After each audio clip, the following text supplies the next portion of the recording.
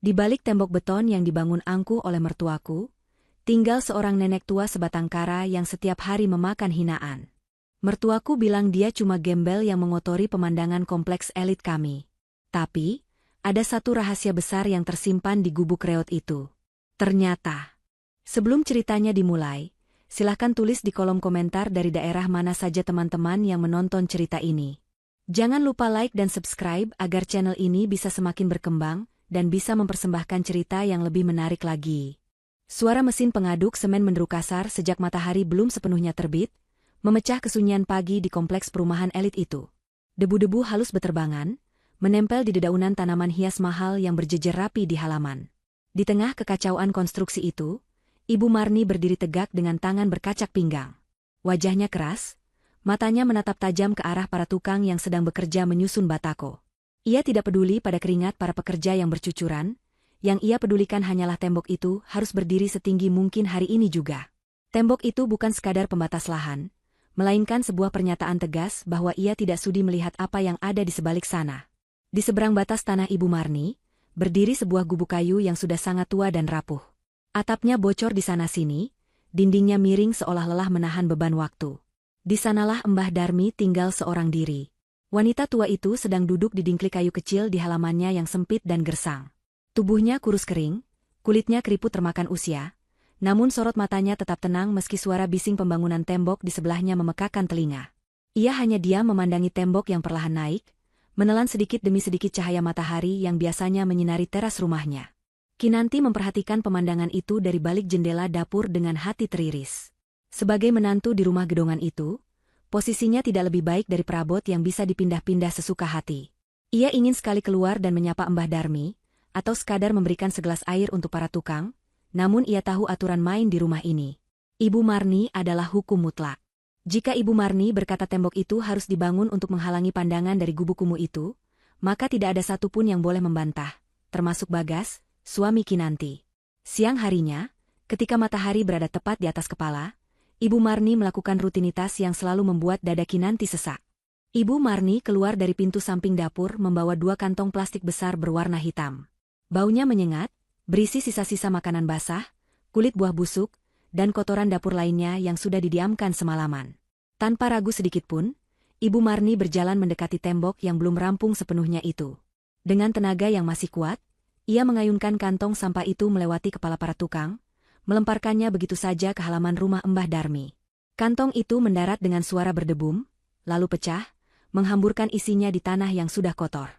Ibu Marni menepuk-nepuk tangannya seolah membersihkan debu najis, lalu berteriak lantang ke arah gubuk itu. Ia berkata bahwa tempat itu memang pantasnya menjadi tempat sampah. Ia berseru agar penghuni gubuk itu sadar diri dan segera pergi dari sana jika tidak ingin mati tertimbun sampah. Para tukang bangunan hanya saling pandang, tidak berani berkomentar, lalu kembali bekerja dengan kepala tertunduk. Kinanti yang sedang memotong sayuran di dapur tak kuasa menahan diri. Ia berlari kecil keluar, mendekati ibu mertuanya dengan wajah memohon. Kinanti memberanikan diri menegur ibu mertuanya dengan suara gemetar. Ia mengingatkan bahwa membuang sampah ke pekarangan orang lain itu tidak baik, apalagi tetangga mereka adalah orang tua renta. Namun, belum sempat kalimatnya selesai, sebuah tamparan keras mendarat di pipi Kinanti. Ibu Marni menatapnya dengan nyalang. Ia membentak Kinanti, mengatakan bahwa menantu miskin tidak punya hak untuk menceramahinya. Bagi Ibu Marni, Kinanti harusnya bersyukur sudah dipungut menjadi istri anaknya dan tinggal di rumah mewah, bukan malah membela pengemis tua yang merusak pemandangan kompleks. Ibu Marni mengancam, jika Kinanti berani membela nenek itu lagi, maka Kinanti yang akan tidur di luar bersama tumpukan sampah itu. Kinanti memegangi pipinya yang panas. Air matanya mendesak keluar, tapi ia tahan sekuat tenaga. Ia kembali masuk ke dapur, melanjutkan tugasnya memasak untuk makan siang seolah tidak terjadi apa-apa. Sore harinya, Bagas pulang kerja. Pria itu tampak lelah dan langsung duduk di sofa empuk ruang tengah. Kinanti membawakan teh hangat dan berniat menceritakan kejadian siang tadi, berharap suaminya bisa sedikit memberi pengertian pada ibunya. Namun, baru saja Kinanti membuka mulut, Bagas sudah mengangkat tangan, memberi isyarat agar Kinanti diam. Bagas berkata ia capek bekerja seharian mencari uang, dan tidak mau mendengar drama rumah tangga, atau keluhan tentang ibunya. Bagas meminta Kinanti untuk menurut saja agar rumah tangga mereka tenang. Kinanti menelan kembali kata-katanya, menyadari bahwa ia benar-benar sendirian di rumah besar ini. Malam semakin larut. Lampu-lampu kristal di rumah Ibu Marni sudah dipadamkan. Suara dengkuran halus terdengar dari kamar utama dan kamar Bagas.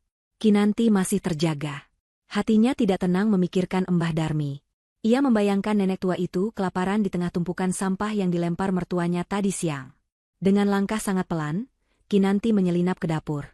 Ia mengambil sisa nasi dan lauk makan malam yang masih layak, membungkusnya rapi dengan kertas nasi, lalu memasukkannya ke dalam kantong plastik bersih. Ia juga memasukkan sebotol air mineral. Kinanti membuka pintu belakang dengan sangat hati-hati agar engselnya tidak berderit. Udara malam terasa dingin menusuk tulang. Ia berjalan mengendap-endap menuju tembok pembatas yang kini sudah setinggi dada orang dewasa.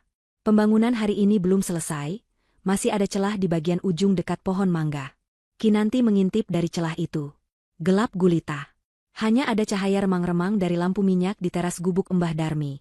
Kinanti berbisik memanggil nama nenek itu pelan. Tak lama kemudian, sosok ringkih itu keluar dari dalam gubuk. Mbah Darmi berjalan tertatih-tatih mendekati tembok. Wajahnya yang keriput tersorot sinar bulan.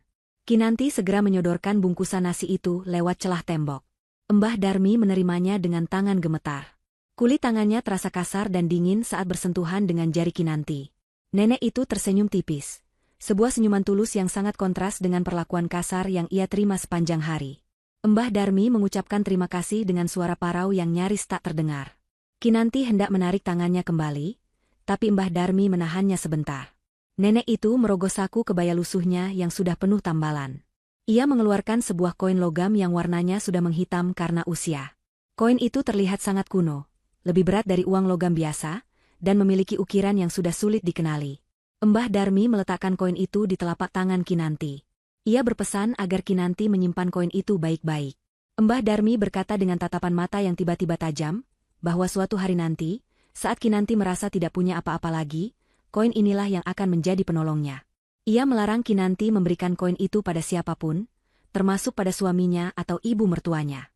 Kinanti bingung, namun ia melihat keseriusan yang mendalam di mata Mbah Darmi.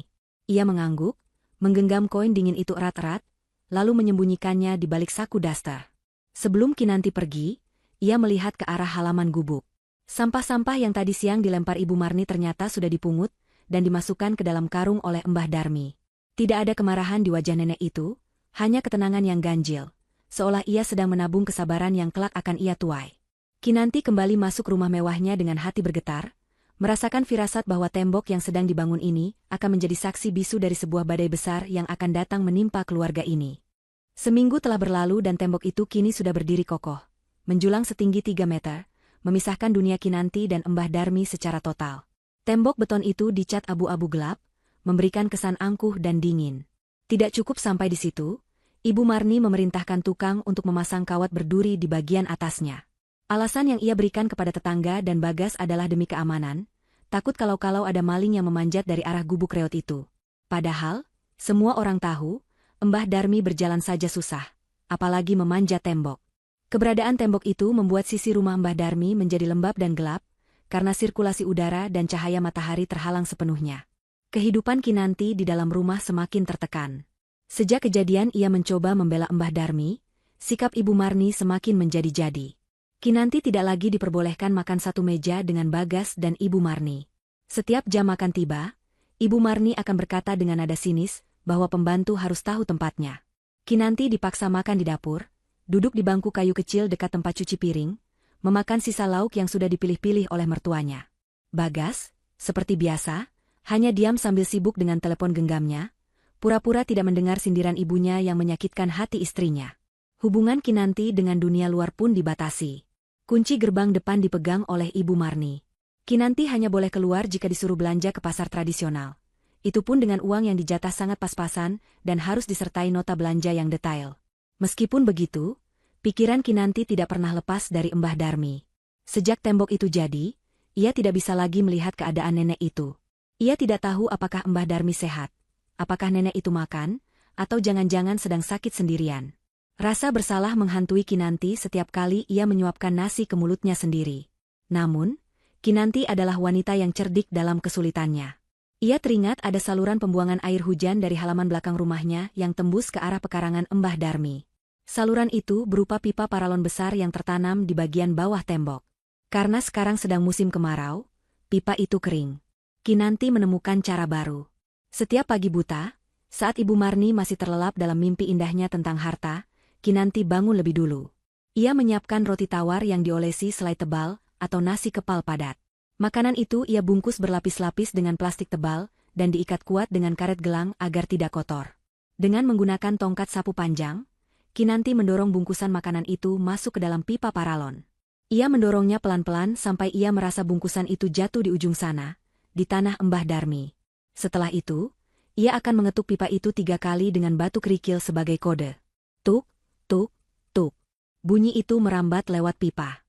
Biasanya, beberapa saat kemudian, Kinanti akan mendengar bunyi ketukan balasan yang lemah dari seberang. Tuk, tuk. Itu tandanya Mbah Darmi sudah menerima kirimannya.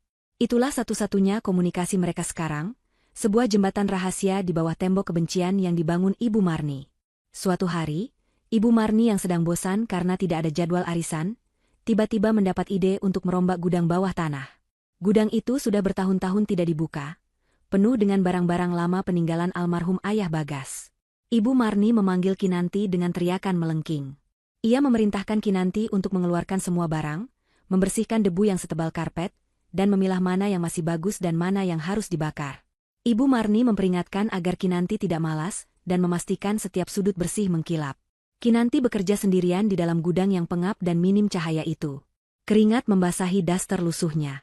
Ia mengangkat kardus-kardus berat berisi piring keramik lama, tumpukan majalah jadul, dan kain-kain yang sudah bau apek. Saat ia sedang menggeser sebuah lemari kayu jati tua yang berat, sebuah kotak besi berkarat terjatuh dari atas lemari itu. Kotak itu menghantam lantai, membuat kuncinya yang sudah rapuh terbuka. Isinya berserakan keluar. Kinanti berjongkok untuk memungutinya. Ternyata itu adalah kotak berisi dokumen-dokumen lama dan album foto keluarga. Rasa penasaran menggelitik hati Kinanti. Ia membuka salah satu album foto yang kertasnya sudah menguning. Di halaman-halaman awal, ia melihat foto-foto masa kecil Bagas. Namun, saat ia membalik ke halaman tengah, matanya terpaku pada sebuah foto hitam putih yang kondisinya masih cukup jelas. Foto itu berlatar belakang sebuah rumah joglo yang sangat megah dan besar, jauh lebih besar dari rumah yang mereka tempati sekarang. Di dalam foto itu, terlihat seorang wanita muda yang sangat cantik dan anggun, duduk di kursi rotan dengan pose berwibawa. Wanita itu mengenakan kebaya halus dan sanggul yang rapi. Wajahnya memancarkan aura bangsawan yang kental. Meski foto itu diambil puluhan tahun lalu, Kinanti mengenali garis wajah dan sorot mata itu. Itu adalah wajah Mbah Darmi saat masih muda. Tidak salah lagi, bentuk hidung dan matanya sama persis. Namun, yang membuat napas Kinanti tercekat adalah sosok lain di foto itu. Di belakang kursi sang wanita anggun, berdiri seorang gadis muda dengan seragam pelayan, memegang payung untuk memayungi majikannya. Gadis pelayan itu menunduk hormat, wajahnya terlihat polos namun ada sorot ambisi yang tersembunyi. Kinanti mendekatkan foto itu ke arah cahaya lampu bohlam yang remang-remang. Ia mengamati wajah pelayan itu lekat-lekat. Jantungnya berdegup kencang. Wajah pelayan itu adalah wajah Ibu Marni muda. Kinanti menutup mulutnya dengan tangan, menahan pekikan kaget. Jadi, selama ini Ibu Marni adalah pelayan dari Mbah Darmi? Bagaimana bisa nasib mereka berbalik sedemikian rupa? Mbah Darmi yang kini tinggal di gubuk reot dan dihina setiap hari, ternyata dulunya adalah majikan yang dipayungi oleh Ibu Marni. Dan Ibu Marni, yang selalu membanggakan dirinya sebagai orang kaya terhormat, ternyata memiliki masa lalu sebagai bawahan Mbah Darmi. Kinanti merasa ada teka-teki besar yang tersembunyi di balik kebencian Ibu Marni terhadap tetangga sebelahnya itu. Kebencian itu bukan sekadar karena Mbah Darmi miskin, tapi sepertinya ada ketakutan akan masa lalu yang ingin dikubur dalam-dalam. Suara langkah kaki Ibu Marni terdengar mendekat ke arah gudang. Kinanti panik. Ia tahu jika mertuanya melihat ia memegang foto ini, ia bisa celaka. Dengan gerakan cepat, Kinanti mengambil foto hitam putih itu dan menyelipkannya ke dalam balik baju dalamnya. Ia buru-buru menutup album foto dan memasukkannya kembali ke dalam kotak besi, lalu pura-pura sibuk mengelap debu di meja saat Ibu Marni muncul di ambang pintu. Ibu Marni menatap curiga, matanya menyapu seisi gudang, lalu mendengus meremehkan melihat kerja Kinanti yang dianggapnya lamban.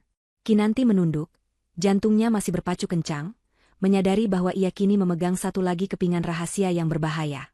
Langit di atas kompleks perumahan itu tampak labu selama beberapa hari terakhir, seolah turut merasakan kesedihan yang mengendap di balik tembok beton tinggi rumah Ibu Marni. Udara terasa lembab dan berat, membawa serta hawa dingin yang menusuk tulang.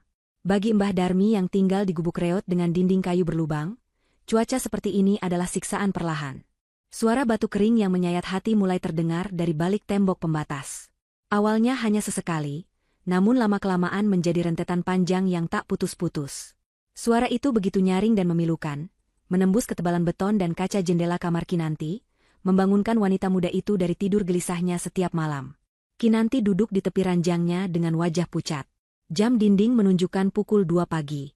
Di sebelahnya, Bagas tidur mendengkur, sama sekali tidak terganggu oleh suara penderitaan tetangga sebelah. Kinanti merasa dadanya sesak oleh rasa bersalah dan ketidakberdayaan. Ia tahu Mbah Darmi sedang sakit parah. Nenek itu sendirian di sana, tanpa selimut tebal, tanpa obat, dan mungkin tanpa air minum yang cukup. Kinanti mengguncang bahu suaminya pelan, mencoba membangunkan Bagas. Bagas menggeliat malas, membuka matanya setengah, dan bertanya dengan nada kesal mengapa Kinanti mengganggu tidurnya. Kinanti berbisik mendesak, mengatakan bahwa suara batuk Mbah Darmi semakin parah dan mereka harus melakukan sesuatu. Mungkin memanggil dokter atau setidaknya melihat kondisinya. Reaksi Bagas sungguh di luar harapan Kinanti. Pria itu hanya mendengus kasar, menarik selimut menutupi kepalanya, dan bergumam bahwa itu bukan urusan mereka. Bagas berkata bahwa orang tua itu memang sudah waktunya sakit-sakitan, dan Kinanti tidak perlu berlebihan menanggapi nasib orang lain. Hati Kinanti mencelos mendengar jawaban suaminya. Ia berjalan keluar kamar, menuju ruang tengah, berharap bisa menemukan sisa obat pereda demam atau batuk di kotak obat keluarga. Namun, langkahnya terhenti ketika lampu ruang tengah tiba-tiba menyala. Ibu Marni berdiri di sana dengan wajah garang, mengenakan daster tidur sutra. Ibu Marni menatap Kinanti dengan sorot mata penuh kebencian. Ia bertanya dengan suara tajam apa yang sedang dilakukan Kinanti keluyuran tengah malam seperti maling. Kinanti mencoba menjelaskan dengan sopan bahwa ia ingin mencari obat untuk Mbah Darmi, karena suara batuknya sangat mengkhawatirkan. Mendengar nama itu disebut, wajah Ibu Marni memerah padam. Ia berjalan mendekati Kinanti dan menunjuk wajah menantunya itu. Ibu Marni melarang keras Kinanti memberikan sebutir pun obat dari rumah ini untuk nenek itu. Ia berkata bahwa biarkan saja nenek itu mati, karena kematiannya justru akan membersihkan lingkungan mereka dari penyakit dan kesialan. Kata-kata itu begitu kejam hingga membuat Kinanti terdiam kaku, tak percaya ada manusia setega itu. Keesokan harinya, kondisi Mbah Darmi tidak membaik. Suara batuknya masih terdengar, kali ini lebih lemah namun terdengar lebih menyakitkan, seolah paru-parunya sudah menyerah. Namun, Ibu Marni justru memiliki rencana lain. Ia tidak ingin suasana rumahnya yang megah dirusak oleh suara-suara orang sekarat. Pagi-pagi sekali, Ibu Marni sudah sibuk mengatur para pelayan catering yang datang. Hari ini adalah giliran Ibu Marni menjadi tuan rumah arisan sosialita teman-temannya. Ia ingin memamerkan renovasi taman depannya dan tentu saja, tembok tinggi yang baru dibangunnya. Menjelang siang, tamu-tamu Ibu Marni mulai berdatangan dengan mobil-mobil mewah mereka. Aroma parfum mahal memenuhi ruang tamu, bercampur dengan bau kue-kue manis. Ibu Marni menyambut mereka dengan senyum lebar yang dipaksakan, tertawa renyah, dan memamerkan perhiasan emas yang melingkar di leher dan tangannya. Namun, di sela-sela obrolan mereka tentang tas bermerek dan liburan ke luar negeri, suara batuk Mbah Darmi sesekali masih terdengar sayup-sayup menembus tembok. Beberapa tamu tampak terganggu dan saling berbisik, bertanya suara apa itu. Ibu Marni yang panik citranya rusak, segera memerintahkan Kinanti untuk menyalakan perangkat suara di ruang tengah.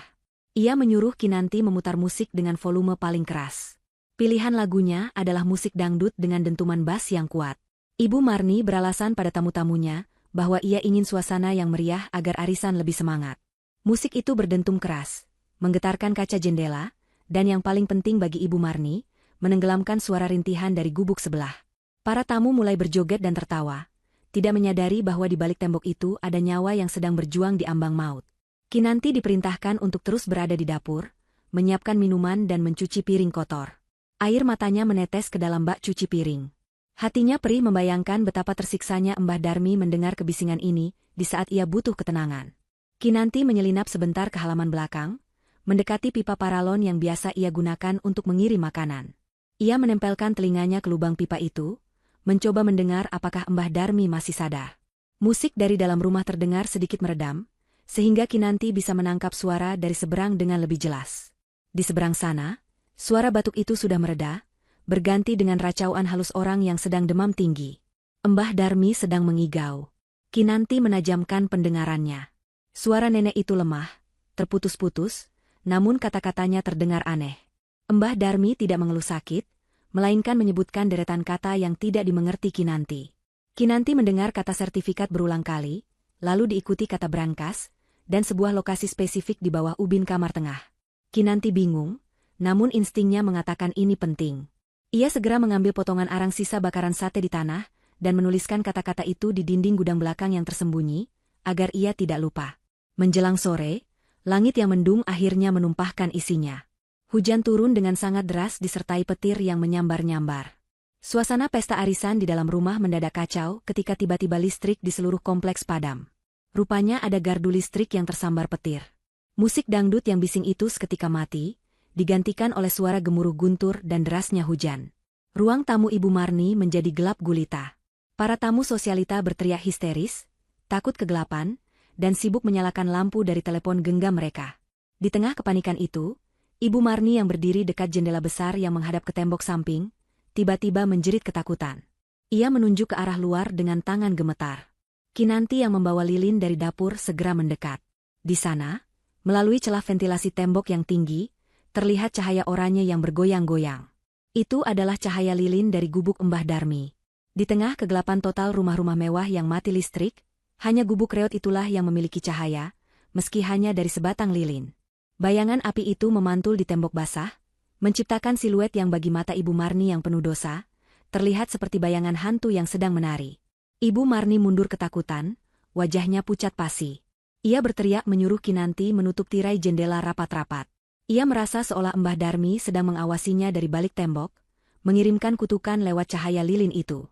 Para tamu yang melihat ketakutan tuan rumahnya merasa tidak nyaman dan memutuskan untuk pamit pulang menerobos hujan, meninggalkan Ibu Marni yang duduk gemetar di sofa, ditemani Bagas yang sibuk mengipasinya. Kinanti berdiri di sudut ruangan, menatap tirai yang tertutup itu. Dalam hatinya, ia justru merasa tenang melihat cahaya lilin itu. Itu tandanya Mbah Darmi masih hidup, masih bertahan di tengah badai dan kegelapan, sebuah ketahanan yang membuat Kinanti kagum sekaligus sedih yang mendalam. Pagi datang dengan keheningan yang mencekam. Hujan badai semalam telah menyisakan genangan air di jalanan kompleks, dan hawa dingin yang menggigit kulit. Namun, ada satu hal yang hilang pagi ini. Suara batuk itu. Kinanti terbangun dengan perasaan tidak enak yang sangat kuat. Biasanya, jam segini Mbah Darmi akan terbatuk-batuk karena udara pagi yang dingin.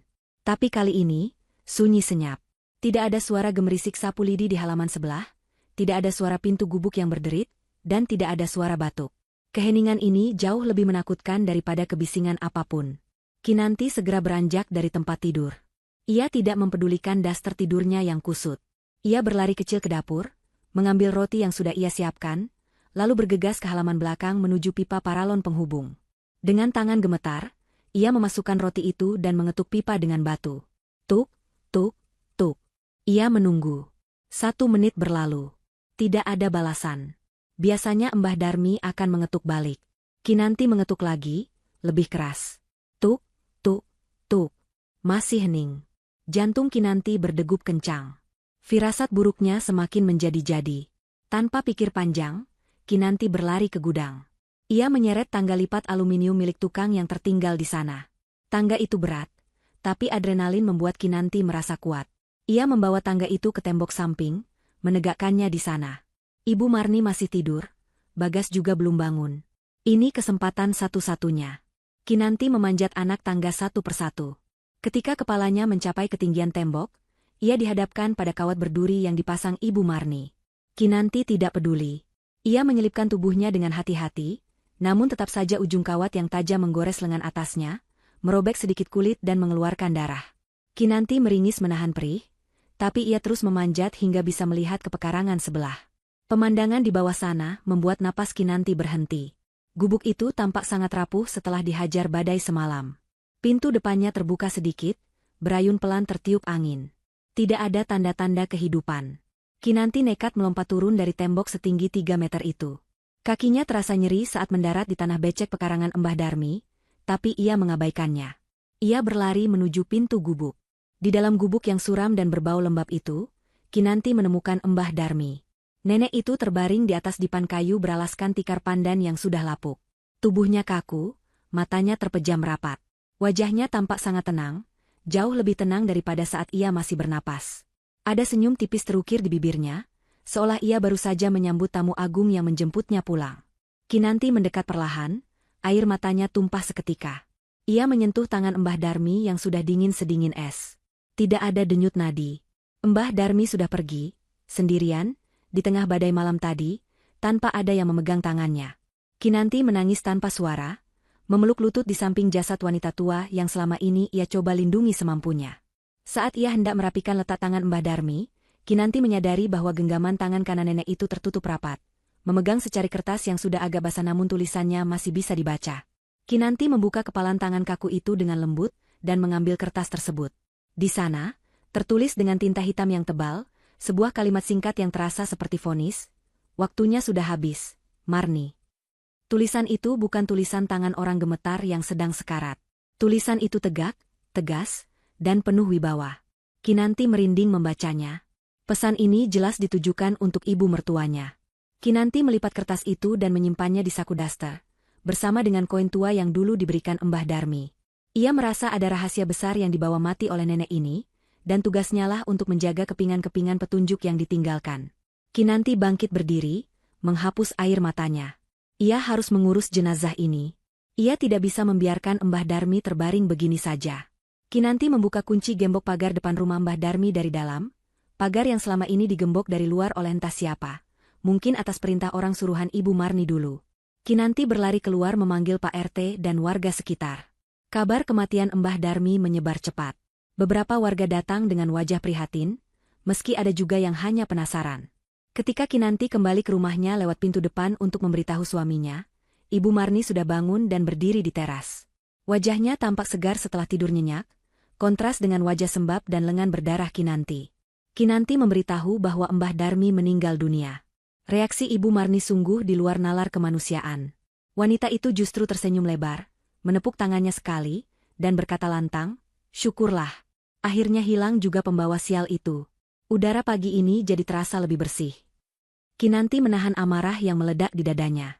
Ia meminta izin pada Ibu Marni untuk membuka gerbang rumah mereka sebentar saja, agar mobil jenazah atau keranda bisa lewat jalan depan, karena akses jalan menuju gubuk Mbah Darmi dari arah lain sangat sempit dan becek parah akibat hujan. Namun, Ibu Marni menolak mentah-mentah. Wajahnya berubah menjadi topeng kebengisan.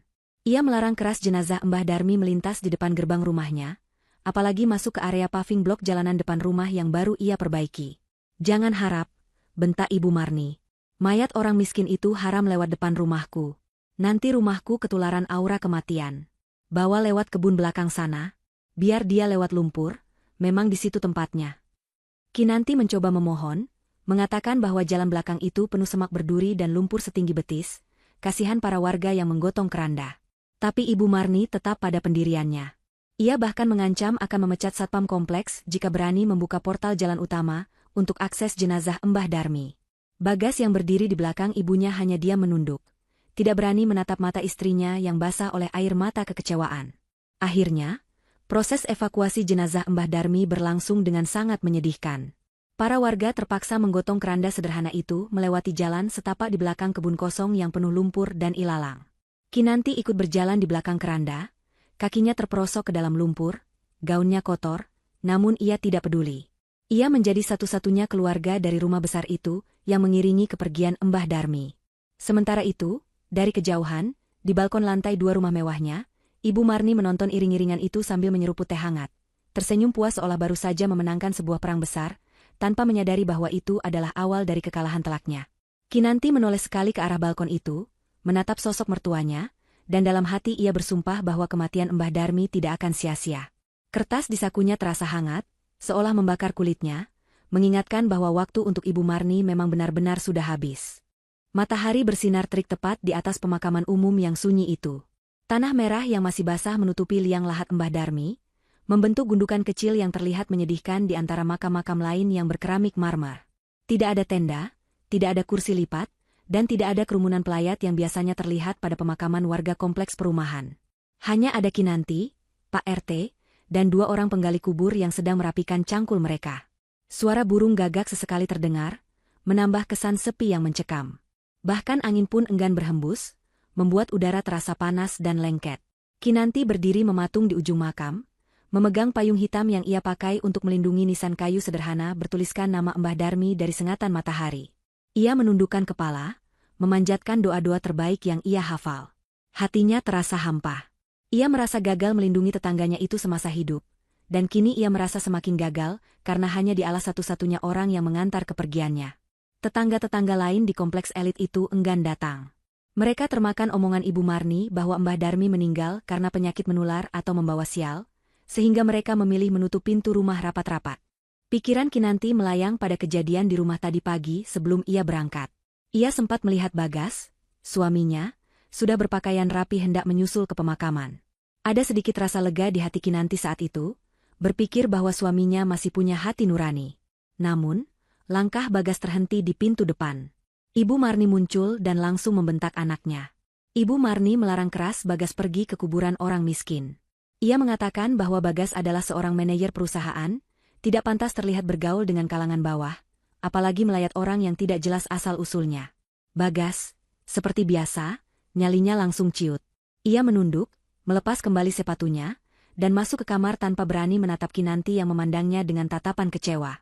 Kinanti akhirnya berjalan sendirian, menelan kepahitan itu bulat-bulat. Pak RT menepuk bahu Kinanti pelan, membuyarkan lamunannya. Pria parubaya itu pamit pulang duluan karena ada urusan lain.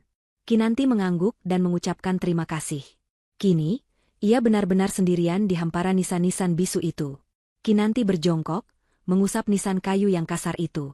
Ia berbisik pelan, meminta maaf atas nama keluarganya. Ia berjanji akan sering datang untuk membersihkan makam ini, agar tidak hilang tertutup ilalang. Air matanya menetes jatuh ke tanah merah. Satu-satunya tanda cinta yang mengiringi Mbah Darmi ke peristirahatan terakhirnya. Saat Kinanti hendak beranjak pulang, matanya menangkap pergerakan di kejauhan, di jalan aspal yang membelah area pemakaman. Sebuah mobil sedan hitam yang sangat mengkilap dan terlihat mewah berhenti di sana. Mesinnya terdengar sangat halus, nyaris tanpa suara.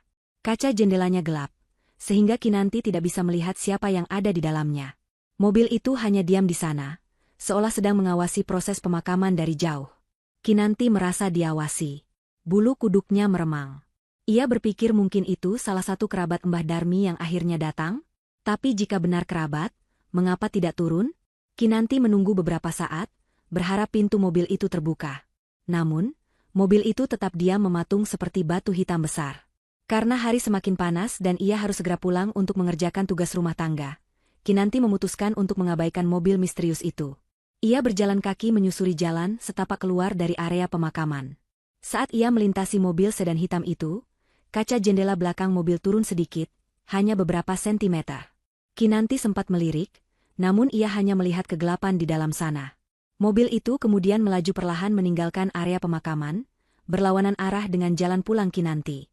Kinanti menyimpan rasa penasaran itu dalam hati, menyadari bahwa misteri tentang Mbah Darmi mungkin belum sepenuhnya terkubur bersama jasadnya. Setibanya di rumah, suasana kontras langsung menyambut Kinanti. Jika di pemakaman tadi begitu sepi dan berduka, di rumah Ibu Marni justru terasa riuh dan penuh semangat. Kinanti melihat ada seorang pria berpakaian proyek sedang berbicara serius dengan Ibu Marni di teras. Ibu Marni menunjuk-nunjuk ke arah rumah Mbah Darmi dengan wajah berbinar-binar, seolah sedang merencanakan pesta besar. Kinanti berjalan mendekat dengan langkah gontai, tubuhnya lelah luar biasa. Ibu Marni yang menyadari kedatangan Kinanti langsung memanggilnya, bukan untuk menanyakan bagaimana pemakaman berlangsung, tapi untuk menyuruhnya membuatkan kopi untuk tamu proyek itu. Sambil menunggu Kinanti di dapur, suara Ibu Marni terdengar jelas sampai ke belakang. Ia berkata kepada kontraktor itu bahwa tanah di sebelah rumahnya sekarang sudah kosong tak bertuan. Karena Mbah Darmi tidak punya anak, tidak punya saudara, dan tidak ada yang mengakuinya, maka tanah itu otomatis bisa ia ambil alih. Ibu Marni berencana merobohkan gubuk itu secepatnya, meratakan tanahnya, dan membangun perluasan garasi serta kolam renang pribadi yang sudah lama ia impikan. Tangan Kinanti gemetar saat mengaduk kopi. Ia tidak habis pikir dengan jalan pikiran mertuanya. Kuburan Mbah Darmi bahkan tanahnya belum kering. Tapi Ibu Marni sudah bernafsu merampas peninggalannya. Kinanti membawa nampan kopi ke teras dengan hati menahan amarah. Saat meletakkan gelas, Kinanti memberanikan diri berkata bahwa mungkin sebaiknya mereka menunggu dulu beberapa hari. Siapa tahu ada ahli waris yang datang mencari. Ia mengingatkan bahwa mengambil tanah orang lain tanpa izin itu melanggar hukum dan dosa besar. Wajah Ibu Marni seketika berubah garang. Ia menatap Kinanti dengan mata melotot. Ia membentak Kinanti di depan kontraktor itu. Ia berkata bahwa Kinanti adalah orang bodoh yang tidak tahu apa-apa soal hukum. Menurut logika Ibu Marni, karena Mbah Darmi menumpang hidup dari belas kasihan warga selama ini, maka tanahnya adalah milik warga, dan karena Ibu Marni adalah warga yang rumahnya paling dekat, maka ia yang paling berhak. Ia menuduh Kinanti iri karena tidak akan kebagian apa-apa. Bagas yang baru keluar dari dalam rumah hanya dia mendengarkan, tidak berani menyela kegilaan ibunya. Malam itu, Kinanti tidur dengan perasaan gelisah, memikirkan nasib rumah kenangan Mbah Darmi yang akan segera musnah oleh keserakahan. Kekhawatiran Kinanti menjadi kenyataan lebih cepat dari yang ia duga. Pagi-pagi sekali, saat embun masih menempel di kaca jendela, suara gemuruh mesin berat membangunkan seluruh isi rumah. Lantai rumah terasa bergetar. Kinanti melompat dari tempat tidur dan berlari ke jendela. Matanya terbelalak melihat sebuah ekskavator berwarna kuning besar sudah parkir di jalan depan rumah. Moncong pengeruknya yang tajam mengarah langsung ke gubuk Mbah Darmi. Beberapa orang pekerja bertubuh kekar sudah bersiap dengan palu godam besar di tangan mereka. Ibu Marni sudah berdiri di halaman dengan pakaian olahraga mahalnya, memakai kacamata hitam, dan memegang sebuah megafon kecil, seolah ia adalah sutradara yang akan memimpin adegan penghancuran yang spektakuler. Ia berteriak memberi aba-aba kepada operator alat berat untuk mulai menyalakan mesin dan menghancurkan pagar kayu reot Mbah Darmi sebagai pembuka. Suara mesin menderu kencang, asap hitam mengepul ke udara, menciptakan polusi yang menyesakkan dada.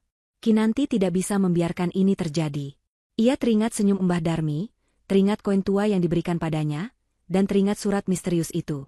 Ada sesuatu yang harus ia lindungi di sana. Tanpa memikirkan keselamatan dirinya sendiri, Kinanti berlari keluar rumah.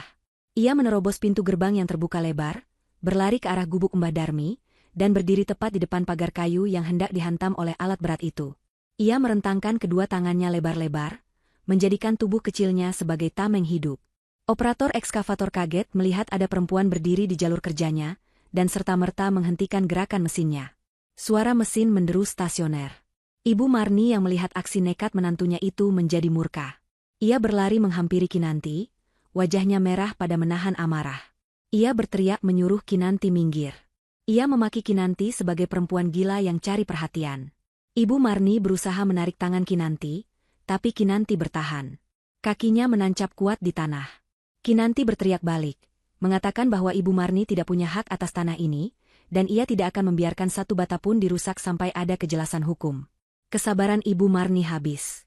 Dengan tenaga yang kuat karena amarah, ia menjambak rambut Kinanti dan menyeretnya paksa menjauh dari jalur alat berat.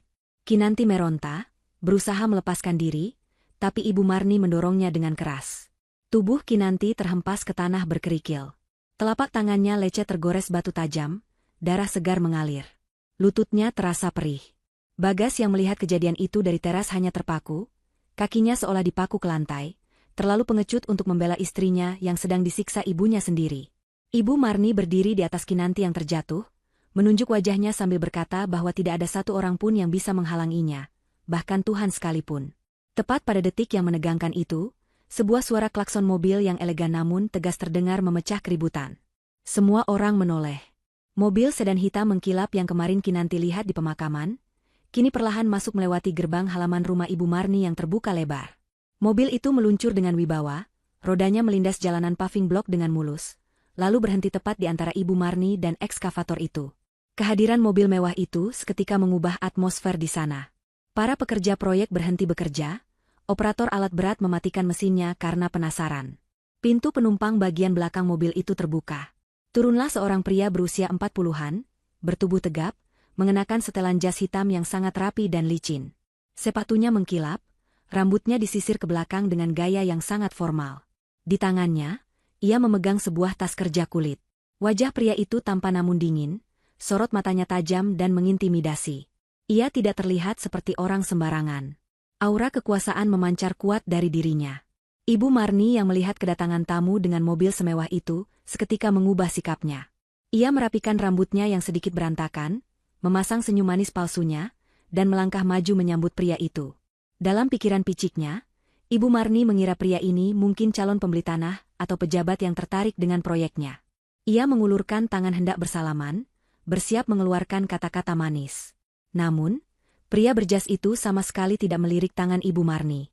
Ia berjalan melewatinya begitu saja seolah Ibu Marni adalah tiang listrik yang tidak terlihat. Pria itu berjalan lurus menuju Kinanti yang masih terduduk di tanah, sambil memegangi tangannya yang berdarah. Dengan gerakan yang sangat sopan dan hormat, pria itu membungkukkan badannya sedikit, lalu mengulurkan tangan untuk membantu Kinanti berdiri. Kinanti ragu sejenak, menatap mata pria itu yang ternyata menatapnya dengan lembut. Ia menerima uluran tangan itu. Pria itu mengeluarkan sapu tangan putih bersih dari sakunya, dan memberikannya pada Kinanti untuk menutupi lukanya. Setelah memastikan Kinanti berdiri tegak, pria itu berbalik badan menghadap Ibu Marni dan para pekerja proyek. Wajah lembutnya berubah menjadi keras dan dingin. Ia membuka suara dengan nada bariton yang berat dan penuh tekanan. Ia memperkenalkan dirinya sebagai Adrian, kuasa hukum dari firma hukum terkemuka di ibu kota. Ia menyatakan dengan tegas bahwa ia mewakili pemilik sah dari tanah dan bangunan yang hendak dihancurkan itu. Ibu Marni tertawa meremehkan, masih berusaha menyangkal kenyataan. Ia berkata dengan nada sinis bahwa pemilik tanah itu adalah nenek gembel yang sudah mati kemarin, jadi sekarang tanah itu bebas diambil siapa saja. Pengacara Adrian menatap Ibu Marni dengan tatapan yang membuat nyali siapapun menciut. Ia mengangkat satu jari, memperingatkan. Ia berkata dengan lantang agar semua orang mendengar, bahwa siapapun yang berani menyentuh satu genteng saja dari rumah tersebut, atau berani menyakiti Ibu Kinanti lagi, akan ia seret ke penjara hari ini juga dengan pasal berlapis, atas tuduhan perusakan properti dan penyerangan fisik terhadap keluarga besar Bratadikara. Mendengar nama, Bratadikara, disebut, wajah Ibu Marni yang tadinya merah karena marah, kini berubah menjadi pucat pasi seputih kertas. Nama itu adalah nama legendaris, nama keluarga konglomerat lama yang menguasai separuh bisnis properti di kota ini, sebuah nama yang sangat ditakuti dan dihormati. Ibu Marni mundur selangkah, kakinya gemetar. Ia menatap gubuk reot itu dan mobil mewah itu bergantian, otaknya berusaha mencerna hubungan antara nenek pemulung yang ia hina setiap hari dengan nama besar yang baru saja diucapkan pengacara itu. Suasana di ruang tamu rumah mewah Ibu Marni berubah menjadi sangat mencekam, seolah udara di ruangan itu tersedot habis oleh kehadiran pengacara Adrian. Pria itu berjalan dengan langkah tegap dan penuh percaya diri memasuki rumah, diikuti oleh Kinanti yang masih tertatih-tatih dengan luka di lutut dan siku, serta Pak RT yang dipanggil paksa oleh asisten pengacara untuk menjadi saksi independen. Ibu Marni dan Bagas mengekor di belakang dengan wajah pucat pasi. Ibu Marni, yang biasanya menguasai setiap jengkal ruangan di rumah ini dengan suara lantang dan perintah kasarnya, kini tampak mengecil. Ia duduk di ujung sofa kulit mahalnya dengan tangan gemetar yang berusaha ia sembunyikan di balik lipatan tangannya. Matanya liar menatap tas kerja kulit yang diletakkan Adrian di atas meja kaca, seolah di dalam tas itu tersimpan bom waktu yang siap meledak dan menghancurkan hidupnya. Adrian tidak terburu-buru. Ia membuka jas kancingnya dengan gerakan elegan, lalu duduk di kursi tunggal yang berhadapan langsung dengan Ibu Marni. Ia menatap sekeliling ruangan itu, tatapannya seolah sedang menilai dan menelanjangi setiap kemewahan yang ada di sana, sebuah tatapan yang membuat Ibu Marni semakin gelisah. Tanpa basa-basi, Adrian membuka tas kerjanya dan mengeluarkan sebuah map tebal berwarna merah marun, serta sebuah kotak brankas kecil portabel yang terbuat dari baja hitam. Kotak itu terlihat sangat kokoh, tanpa lubang kunci biasa. Hanya ada panel digital dan sebuah lekukan berbentuk lingkaran aneh di bagian tengahnya. Dengan suara yang tenang namun berwibawa, Adrian mulai berbicara memecah kesunyian. Ia memperkenalkan dirinya sekali lagi secara resmi sebagai kepala tim hukum keluarga besar Bratadikara. Ia menjelaskan bahwa kedatangannya hari ini adalah untuk melaksanakan mandat terakhir dari klien utamanya, Raden Ayu Saraswati Bratadikara. Mendengar nama lengkap itu diucapkan dengan lantang di ruang tamunya, Ibu Marni tersentak kaget hingga punggungnya menegak kaku. Nama itu adalah mimpi buruk masa lalunya, sebuah nama yang ia kira sudah terkubur bersama waktu dan kemiskinan, namun kini bangkit kembali menghantuinya. Pak RT yang duduk di pojok tampak bingung dan bertanya siapa Raden Ayu Saraswati itu, karena setahunya yang meninggal kemarin adalah Mbah Darmi, seorang pemulung tua yang hidup sebatang kara. Adrian tersenyum tipis, sebuah senyuman yang penuh arti. Ia menatap tajam ke arah Ibu Marni sebelum menjawab pertanyaan Pak RT. Ia menjelaskan bahwa wanita yang dikenal warga sebagai Mbah Darmi sesungguhnya adalah Raden Ayu Saraswati, pewaris tunggal kekayaan Bratadikara yang legendaris. Selama 40 tahun terakhir, beliau memilih hidup dalam penyamaran, menjauh dari hingar-bingar duniawi untuk mencari ketenangan batin dan, yang lebih penting, untuk melihat wajah asli orang-orang di sekitarnya. Adrian kemudian mengalihkan pandangannya sepenuhnya kepada Ibu Marni dan berkata bahwa ada seseorang di ruangan ini yang tahu persis siapa beliau. Seseorang yang 40 tahun lalu hanyalah seorang asisten rumah tangga yang dipercaya menjaga aset, namun justru menggigit tangan majikannya sendiri. Wajah Ibu Marni berubah menjadi abu-abu. Keringat dingin sebesar biji jagung mulai bermunculan di dahinya. Ia mencoba menyangkal dengan suara bergetar, mengatakan bahwa pengacara itu membual. Ia berteriak bahwa Mbah Darmi hanyalah orang gila yang mengaku-ngaku kaya, dan ia tidak ada hubungannya dengan keluarga ningrat manapun. Namun, Adrian tidak goyah sedikitpun. Ia mengeluarkan sebuah dokumen tua dari map merahnya. Itu adalah salinan surat perjanjian kerja tahun 1980-an, lengkap dengan foto Ibu Marni muda yang masih polos. Di sana tertulis jelas bahwa Marni adalah pelayan pribadi dari Raden Ayu Saraswati. Adrian mulai menceritakan kronologi masa lalu yang selama ini disembunyikan rapat-rapat oleh Ibu Marni. Dulu, saat Raden Ayu Saraswati jatuh sakit parah dan harus berobat ke luar negeri dalam waktu lama, ia menitipkan sertifikat tanah luas di kawasan ini kepada Marni, pelayan kepercayaannya. Namun, Marni yang silau oleh harta mengkhianati kepercayaan itu. Ia memalsukan tanda tangan, memecah sertifikat tanah, dan mengklaim sebagian besar tanah itu sebagai miliknya, lalu membangun rumah mewah di atasnya. Ketika Raden Ayu kembali dalam keadaan lemah dan cacat akibat kecelakaan, Marni bukannya mengembalikan hak majikannya, melainkan mengancam dan mengusirnya ke bagian paling belakang tanah, ke sebuah gubuk bekas gudang penyimpanan padi. Marni membiarkan majikannya hidup dalam kemiskinan di balik tembok rumahnya sendiri, sementara ia menikmati kemewahan dari hasil curian. Kinanti menutup mulutnya dengan tangan, air matanya kembali menetes. Jadi, foto yang ia temukan di gudang itu benar adanya. Kekejaman Ibu Marni ternyata sudah mendarah daging sejak puluhan tahun lalu. Kinanti merasa mual membayangkan betapa jahatnya hati mertuanya itu. Bagas menatap ibunya dengan pandangan tidak percaya, mulutnya ternganga, namun ia terlalu takut untuk bertanya. Pak RT menggeleng-gelengkan kepala, terkejut mendengar fakta bahwa tetangga yang selama ini ia hormati sebagai orang kaya ternyata hanyalah seorang pencuri yang licik.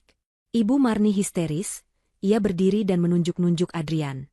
Ia berteriak bahwa itu semua fitnah, bahwa masa lalu sudah lewat dan secara hukum tanah ini sudah bersertifikat atas namanya. Ia mengusir Adrian keluar dari rumahnya. Namun, Adrian dengan santai menjawab bahwa hukum tidak pernah tidur, dan kebenaran selalu punya cara untuk terungkap.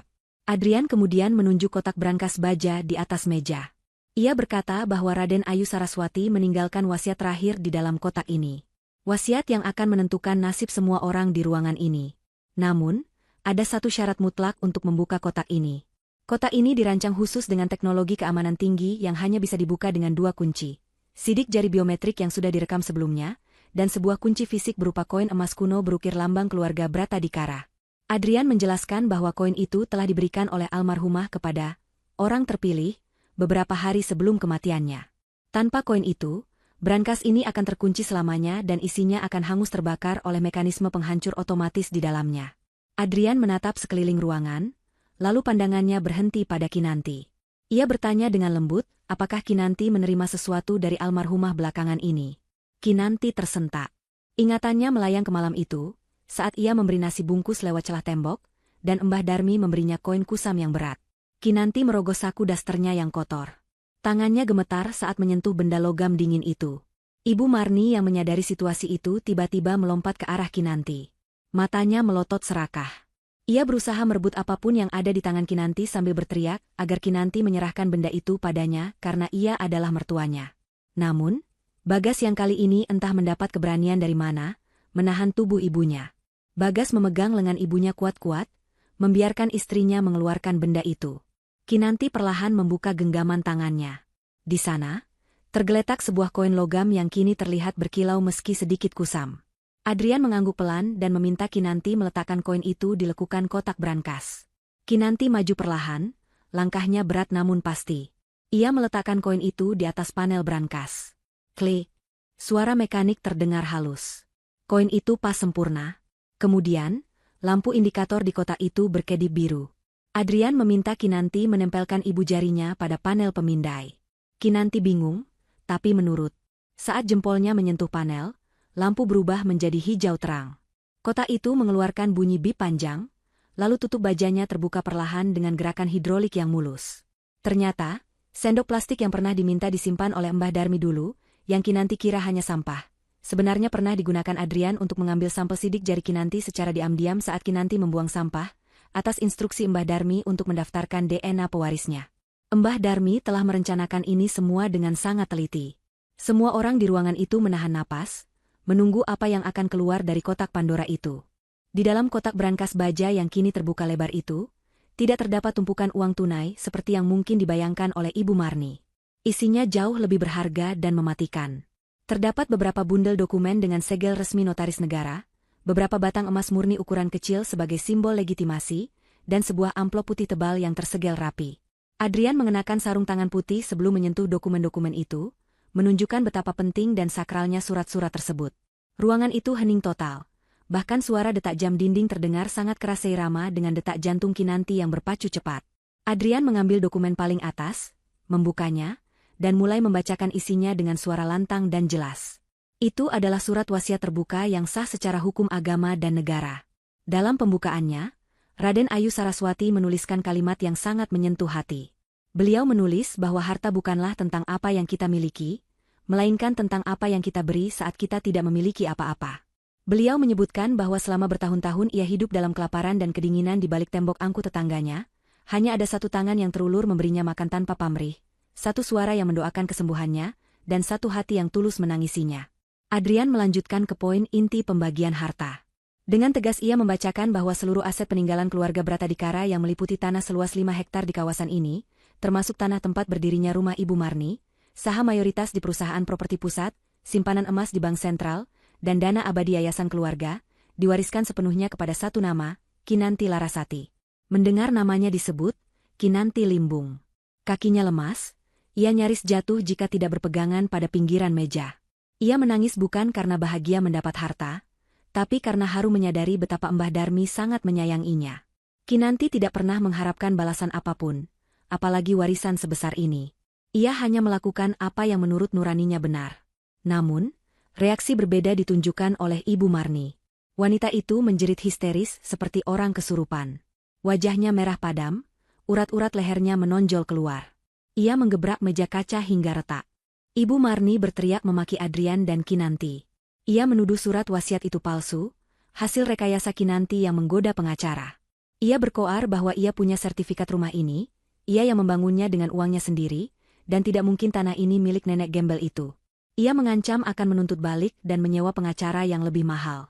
Ia bahkan berusaha meraih dokumen itu untuk merobeknya, namun asisten Adrian dengan sigap menghalanginya.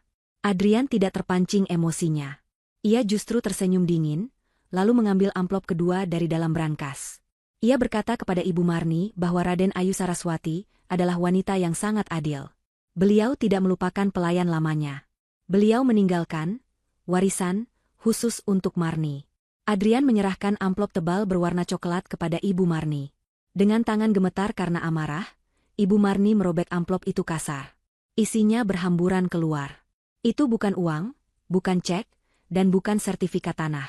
Itu adalah tumpukan bukti utang, salinan laporan audit keuangan perusahaan yang menunjukkan penggelapan dana besar-besaran yang dilakukan Marni 30 tahun lalu, serta bukti pemalsuan tanda tangan pada akta tanah asli. Di lembar paling atas, terdapat surat gugatan perdata dan pidana yang sudah didaftarkan ke pengadilan tinggi pagi ini. Adrian menjelaskan dengan nada datar yang menusuk tulang, bahwa warisan untuk Marni adalah tanggung jawab hukum atas semua kejahatannya. Sertifikat rumah mewah yang dibanggakan Ibu Marni dinyatakan batal demi hukum, karena terbukti cacat administrasi, dan berasal dari tindak kriminal. Mulai detik ini, rumah mewah ini beserta isinya disita oleh negara dan dikembalikan kepada pemilik sahnya, yaitu Kinanti, sebagai ganti rugi atas aset yang dicuri. Selain itu, Marni juga mewarisi utang pajak yang tidak pernah dibayarnya selama puluhan tahun, yang jumlahnya mencapai miliaran rupiah. Ibu Marni ternganga. Kakinya tak lagi mampu menopang tubuhnya. Ia ambruk ke lantai, duduk bersimpuh di antara kertas-kertas bukti kejahatannya sendiri. Dunianya runtuh seketika. Harta yang ia tumpuk dengan cara kotor, rumah yang ia banggakan sebagai simbol status, dan tembok tinggi yang ia bangun untuk menutupi masa lalunya, semuanya hancur dalam sekejap mata. Bagas yang melihat ibunya hancur, mencoba membuka mulut untuk membela, tapi Adrian mengangkat tangan menghentikannya. Adrian kemudian menekan sebuah tombol kecil di ponselnya. Itu adalah sinyal. Detik berikutnya, suara sirine mobil polisi terdengar meraung-raung dari halaman depan, bersahut-sahutan memecah ketenangan kompleks perumahan. Beberapa orang petugas berseragam lengkap masuk ke dalam rumah dengan membawa surat penangkapan. Adrian menjelaskan bahwa bukti-bukti di dalam amplop itu sudah cukup untuk menjerat Marni dengan pasal penggelapan, pemalsuan dokumen negara, dan penyerangan fisik. Ancaman hukumannya tidak main-main, bisa sampai 20 tahun penjara. Ibu Marni yang tadinya garang kini menangis meraung-raung seperti anak kecil. Ia merangkak mendekati kaki Kinanti, memeluk betis menantunya yang penuh lumpur itu. Ia memohon-mohon ampun, meminta Kinanti mencabut tuntutan. Ia berjanji akan menjadi mertua yang baik, akan melayani Kinanti, asalkan ia tidak dipenjara dan tidak diusir. Bagas pun ikut berlutut, memohon pada istrinya agar kasihan pada ibunya yang sudah tua. Pemandangan itu sungguh ironis. Baru beberapa jam yang lalu mereka memperlakukan Kinanti seperti sampah, kini mereka bersujud di kaki Kinanti seperti pengemis. Kinanti menatap mertua dan suaminya dengan pandangan yang sulit diartikan. Ada rasa kasihan, tapi rasa sakit di hatinya jauh lebih dalam. Ia teringat bagaimana Mbah Darmi meninggal sendirian tanpa pertolongan karena kekejaman wanita yang kini memeluk kakinya ini. Ia teringat bagaimana tembok itu dibangun untuk memblokir cahaya matahari ke gubuk tetangganya. Kinanti menarik kakinya perlahan dari pelukan Ibu Marni. Ia mundur selangkah, menciptakan jarak yang tegas. Kinanti berkata dengan suara pelan namun sangat jelas, "Hukum harus tetap berjalan, Bu. Kebaikan bisa memaafkan, tapi kejahatan harus dipertanggungjawabkan." Mbah Darmi tidak pernah meminta hartanya kembali saat beliau hidup, beliau hanya butuh sedikit kasih sayang. Tapi ibu bahkan tidak memberinya itu. Sekarang, biarkan pengadilan yang memutuskan. Polisi kemudian maju, memborgol kedua tangan Ibu Marni. Wanita itu menjerit histeris saat digiring keluar rumah, melewati tetangga-tetangga yang kini berkerumun menonton dengan tatapan mencemooh. Bagas hanya bisa menangis di pojokan. Tidak ikut ditangkap tapi ia tahu hidupnya sudah tamat, karena ia tidak punya kemampuan apa-apa tanpa ketiak ibunya. Kinanti berdiri tegak di tengah ruang tamu yang kini menjadi miliknya. Ia tidak merasa menang, ia hanya merasa lega. Beban berat yang selama ini menindih pundaknya terangkat sudah. Keadilan, meski datang terlambat dan harus melewati jalan yang menyakitkan, akhirnya menemukan jalannya pulang. Suara sirine mobil polisi perlahan menghilang di kejauhan, menyisakan keheningan yang canggung dan berat di ruang tamu mewah itu. Debu-debu halus tampak menari di bawah sorot lampu kristal yang kini terasa suram. Kinanti berdiri tegak di tengah ruangan, masih memegang tisu bekas menghapus air matanya. Di hadapannya, Bagas berdiri dengan bahu merosot dan wajah kusut. Pria itu tampak seperti anak kecil yang kehilangan induknya, bingung dan ketakutan. Beberapa tetangga yang tadi berkerumun di depan pagar sudah membubarkan diri, meski bisik-bisik gunjing masih terdengar sayup-sayup terbawa angin. Pengacara Adrian sedang sibuk membereskan berkas-berkas di meja, memberikan ruang privasi bagi Kinanti untuk menyelesaikan urusan rumah tangganya yang tersisa. Bagas menatap Kinanti dengan tatapan yang tiba-tiba berubah. Jika sebelumnya tatapannya kosong dan acuh tak acuh, kini ada kilatan harapan yang manipulatif di sana. Bagas melangkah mendekat, mencoba meraih tangan Kinanti. Dengan suara yang dilembut-lembutkan, ia memanggil nama istrinya. Ia berkata bahwa kejadian ini sungguh mengejutkan, dan ia tidak menyangka ibunya sejahat itu. Bagas berusaha meyakinkan Kinanti bahwa dirinya juga korban. Ia mulai menyusun skenario masa depan, mengatakan bahwa sekarang mereka sudah kaya raya berkat warisan itu. Bagas membayangkan hidup mereka akan sangat nyaman. Bisa liburan ke luar negeri, membeli mobil sport baru, dan melupakan semua masa lalu yang pahit. Ia bahkan berani berkata bahwa Kinanti tidak perlu repot-repot mengurus semuanya sendirian karena sebagai suami, ia siap menjadi kepala keluarga yang mengelola aset-aset tersebut. Mendengar ocehan suaminya, perut Kinanti terasa mual. Ia menepis tangan Bagas dengan kasar. Matanya menatap tajam, menembus manik mata Bagas yang penuh kemunafikan. Kinanti bertanya dengan nada dingin, di mana suara Bagas saat ibunya melempar sampah ke rumah Mbah Darmi. Ia bertanya kemana perginya Bagas saat Kinanti memohon uang untuk beli obat penurun panas. Ia mengingatkan Bagas tentang momen di pemakaman kemarin, saat Bagas lebih memilih menuruti perintah ibunya untuk diam di kamar daripada menemani istrinya memayungi jenazah tetangga yang sebatang kara. Kinanti menegaskan bahwa Bagas bukan korban. Bagas adalah penakut yang menikmati kenyamanan dari hasil kejahatan ibunya, dan baru bersuara manis ketika melihat uang di depan mata. Bagas terdiam, wajahnya pucat. Ia mencoba membela diri, mengatakan bahwa ia hanya takut durhaka pada ibunya. Namun, Kinanti sudah muak dengan alasan klise itu. Kinanti berkata bahwa kepatuhan pada kejahatan bukanlah bakti, melainkan persekongkolan. Kinanti melangkah mundur, menunjuk ke arah pintu kamar utama di lantai atas. Dengan suara lantang yang menggetarkan seisi rumah, ia memerintahkan Bagas untuk naik ke atas sekarang juga. Ia memberi waktu 10 menit bagi Bagas untuk mengemas pakaian dan barang-barang pribadinya ke dalam koper.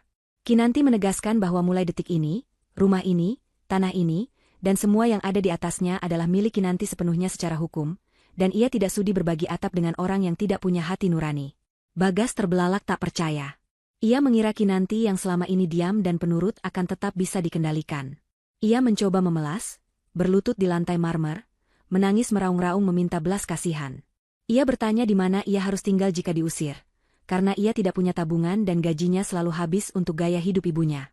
Kinanti tidak goyah sedikit pun. Hatinya sudah membeku untuk pria ini.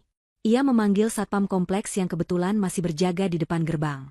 Satpam itu, yang dulu sering meremehkan Kinanti karena takut pada Ibu Marni, kini berlari sigap menghadap Kinanti dengan sikap hormat yang berlebihan, sadar siapa pemilik kuasa yang baru. Kinanti memerintahkan satpam itu untuk membantu, atau lebih tepatnya memaksa, Bagas mengemas barang-barangnya jika dalam 10 menit ia belum keluar. Bagas yang menyadari bahwa Kinanti tidak main-main, akhirnya berlari naik ke lantai 2 dengan langkah gontai. Terdengar suara gaduh lemari dibuka dan barang-barang dilempar ke dalam koper secara asal-asalan. Sementara menunggu, Kinanti duduk di kursi yang tadi diduduki Adrian. Ia menghela napas panjang, merasakan beban berat di dadanya perlahan terangkat. Ia menatap sekeliling rumah mewah itu. Dinding-dindingnya berlapis wallpaper emas. Perabotannya impor dari Eropa, tapi rasanya dingin dan hampa. Tidak ada kehangatan di sini. Kinanti sadar, rumah ini dibangun di atas penderitaan Mbah Darmi, dan ia berjanji akan mengubah energi rumah ini sepenuhnya. 10 menit kemudian, Bagas turun dengan menyeret 2 koper besar. Wajahnya sembab, matanya merah. Ia berhenti di hadapan Kinanti, berharap ada perubahan keputusan di detik-detik terakhir. Namun, Kinanti justru melepaskan cincin kawin emas polos dari jari manisnya. Ia meletakkan cincin itu di atas meja kaca, tepat di sebelah vas bunga. Kinanti berkata pendek bahwa urusan perceraian akan diurus oleh pengacara Adrian secepatnya. Ia meminta Bagas untuk tidak pernah menampakkan batang hidungnya lagi di kompleks ini. Bagas mencoba meraih tangan Kinanti untuk terakhir kalinya, tapi satpam segera menahan bahunya dan menggiringnya keluar. Kinanti berjalan mengikuti sampai ke teras. Ia melihat Bagas diseret keluar gerbang, persis seperti cara Ibu Marni mengusir pengemis. Langit sore mulai berwarna jingga, menciptakan siluet dramatis saat Bagas berdiri luntang-lantung di pinggir jalan raya dengan 2 koper besarnya, bingung harus kemana. Kinanti menatap punggung pria yang pernah ia cintai itu tanpa rasa sesal. Ia kemudian menoleh ke arah gubuk Mbah Darmi yang pagarnya rusak. Angin sore berhembus lembut, seolah membisikkan kata terima kasih. Kinanti menutup gerbang rumah mewahnya perlahan namun pasti. Suara besi gerbang yang beradu dan terkunci menjadi tanda berakhirnya sebuah babak kehidupan yang kelam, dan dimulainya era baru di mana keadilan menjadi rajanya. Waktu berputar dengan caranya sendiri, membagi nasib manusia sesuai dengan apa yang mereka tanam. 6 bulan telah berlalu sejak peristiwa pembacaan wasiat yang menggemparkan itu. Di sebuah lembaga pemasyarakatan wanita yang pengap dan lembab di pinggiran kota, seorang narapidana baru sedang mengepel lantai lorong blok sel yang kotor. Wanita itu mengenakan seragam oranye kusam dengan nomor tahanan di dadanya. Rambutnya yang dulu selalu disasak tinggi dan wangi salon, kini dipotong pendek tak beraturan dan mulai memutih seluruhnya. Wajahnya keriput, kehilangan cahaya dan keangkuhan yang dulu menjadi topengnya. Itu adalah Ibu Marni. Mantan sosialita itu kini hidup di neraka dunianya sendiri. Di penjara, status sosial lamanya tidak berlaku. Ia menjadi bulan-bulanan narapidana lain yang lebih garang. Setiap pagi, ia harus bangun sebelum subuh untuk membersihkan toilet umum penjara yang baunya menusuk hidung. Pekerjaan yang dulu ia anggap hina dan pantas untuk orang seperti Kinanti. Saat jam makan siang, ia harus puas dengan nasi jatah penjara yang keras dan sayur hambar, jauh berbeda dari catering mewah yang biasa ia pamerkan. Seringkali, Ibu Marni duduk melamun di pojok selnya yang sempit, menatap tembok beton yang dingin. Ia teringat pada tembok tinggi yang dulu ia bangun untuk memenjarakan pandangan Mbah Darmi. Kini, ia sadar bahwa ia telah membangun penjaranya sendiri. Karma telah membayarnya tunai, menempatkannya dalam posisi terhina, sendirian, dan tanpa harapan. Sementara itu, nasib Bagas tidak kalah menyedihkan. Tanpa ibunya yang menyetir hidupnya dan tanpa istri yang melayaninya, Bagas hancur lebur. Ia dipecat dari pekerjaannya karena kasus hukum ibunya mencoreng nama baik perusahaan. Kini, ia tinggal di sebuah kamar kos sempit berukuran 3x3 meter di gang kumuh yang padat penduduk. Dinding kamarnya tipis, sehingga ia bisa mendengar suara pertengkaran tetangga setiap malam. Untuk menyambung hidup, Bagas bekerja serabutan sebagai kuli panggul di pasar induk. Tangan halusnya kini kasar dan penuh kapalan. Setiap kali ia memanggul karung beras yang berat, punggungnya menjerit kesakitan, mengingatkannya pada betapa ia dulu menyia-nyiakan hidup yang nyaman. Seringkali di malam hari, Ia melihat berita di televisi warung kopi tentang kegiatan sosial mantan istrinya, dan ia hanya bisa menunduk malu, menyadari bahwa ia telah membuang berlian demi segenggam kerikil. Kontras dengan kehancuran mantan keluarganya, kehidupan Kinanti justru bersinar terang. Namun, Kinanti tidak berubah menjadi orang kaya baru yang sombong. Ia tetap Kinanti yang sederhana, yang suka memakai baju katun nyaman dan tersenyum ramah pada siapa saja. Uang warisan dari Mbah Darmi tidak ia gunakan untuk foya-foya. Kinanti memenuhi janjinya untuk mengubah energi tanah sengketa itu. Gubuk reot Mbah Darmi tidak diratakan dengan tanah untuk dijadikan kolam renang, melainkan direnovasi dengan sangat hati-hati mempertahankan struktur aslinya, namun diperkuat dan dipercantik. Lahan kosong di sekitarnya disulap menjadi taman bunga yang asri dan bangunan tambahan yang modern namun menyatu dengan alam. Kinanti mendirikan Gria Saraswati, sebuah yayasan panti ureda dan klinik kesehatan gratis untuk para lansia yang tidak memiliki keluarga. Kinanti ingin memastikan tidak ada lagi orang tua yang meninggal sendirian dalam kesepian dan rasa sakit seperti Mbah Darmi. Rumah mewah bekas Ibu Marni dirombak total bagian dalamnya, dijadikan kantor yayasan dan asrama bagi para perawat dan pengurus panti. Tembok beton tinggi yang dulu memisahkan dua rumah itu telah diruntuhkan total, diganti dengan pagar tanaman rendah yang hijau, menyimbolkan keterbukaan dan kasih sayang tanpa sekat. Sore itu, suasana di Gria Saraswati tampak damai. Beberapa lansia terlihat duduk santai di kursi taman, bercengkrama sambil menikmati teh hangat dan pisang goreng. Tawa renyah mereka terdengar menenangkan hati. Kinanti berjalan menyusuri jalan setapak berbatu di tengah taman. Ia menyapa para penghuni panti satu persatu, mendengarkan keluhan mereka, dan memastikan mereka nyaman. Para penghuni panti sangat menyayangi Kinanti, menganggapnya seperti anak kandung sendiri. Bagi Kinanti, inilah kekayaan yang sesungguhnya. Bukan saldo di bank, tapi senyuman tulus dari orang-orang yang ia tolong. Langkah Kinanti terhenti di sebuah spot khusus di ujung taman, tepat di bekas lokasi teras gubuk Mbah Darmi dulu. Di sana, Kinanti membangun sebuah pendopo kecil untuk berdoa.